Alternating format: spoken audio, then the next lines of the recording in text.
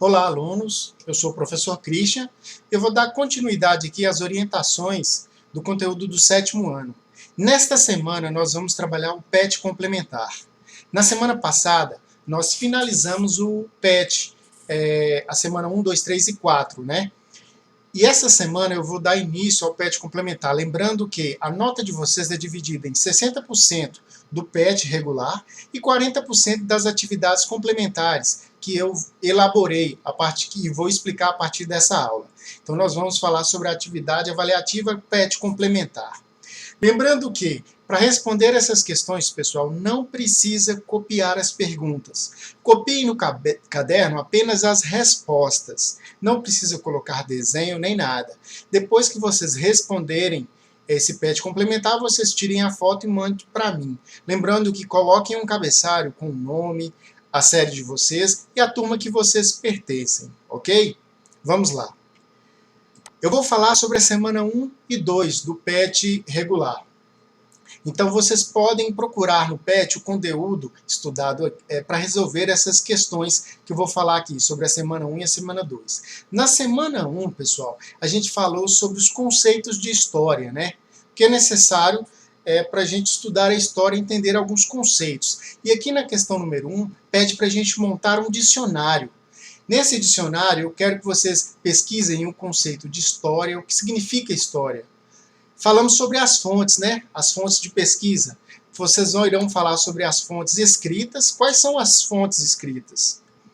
As fontes orais, o que são fontes orais e quais são as fontes orais? E as fontes iconográficas. Eu falei isso aqui tudo no vídeo, explicação da semana 1 do PET. Vocês podem ir lá no canal no YouTube, que estará todas as explicações lá. E também no PET de vocês tem falando. Na questão número 2, justifique a frase. Vocês vão justificar essa frase aqui. Todos nós somos sujeitos históricos. Por quê? Todos nós fazemos parte da história? Por quê? E a questão número 3, lembrando sobre a periodização da história. O que é periodização da história? É a divisão da história em períodos, pessoal. Eu falei na explicação do PET que a história da humanidade é dividida em 5 grandes períodos, que é chamado o primeiro período de pré-história, que é antes do homem aprender a escrita, né? Os homens, eles viviam, eram nômades, não tinham conhecimentos ainda apurados sobre as formas de escrita. Dentro da pré-história nós temos o período paleolítico, neolítico, idade dos metais. Então esse foi o primeiro período da história. Depois nós tivemos o segundo período, que foi o período chamado de Idade Antiga, né? Então, nesse período foi o surgimento da escrita, no período que a gente conhecido como a Grécia Antiga, a Roma Antiga. No terceiro período, nós temos a Idade Média, ou Idade Medieval, né? Época dos grandes castelos, dos reinos, dos impérios, do feudalismo. No quarto período, nós temos a Idade Moderna, né? Que é a tomada de Constantinopla pelos turcos, e por aí vai. E no período atual, inicia com a Revolução Francesa até que a gente chama de idade contemporânea, e é o quinto período da história. Então vocês vão colocar em cada um desses quadradinhos aqui o nome de cada período que ele corresponde, ok?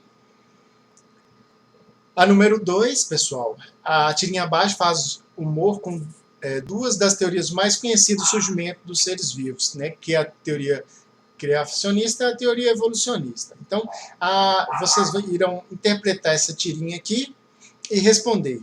Quem é o personagem vestido de cinza e o vestido de amarelo? E quais as teorias eles estão associados? Que elementos da tirinha ajudam a identificar as duas teorias?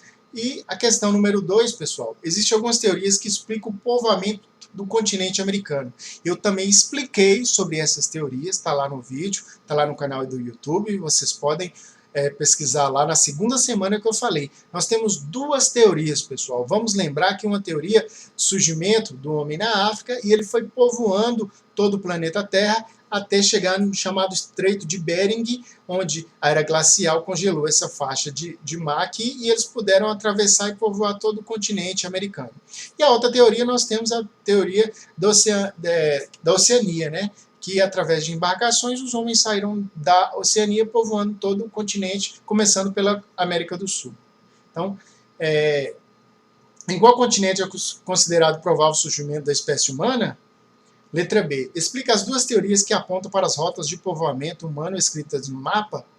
E a letra C. Você sabia que o fóssil humano mais antigo na América do Sul foi encontrado em Minas Gerais? Pesquisa sobre Luzia. O fóssil é encontrado na região de Lagoa Santa. Muito interessante. Vale a pena pesquisar. Então, pessoal, um grande abraço e até semana que vem.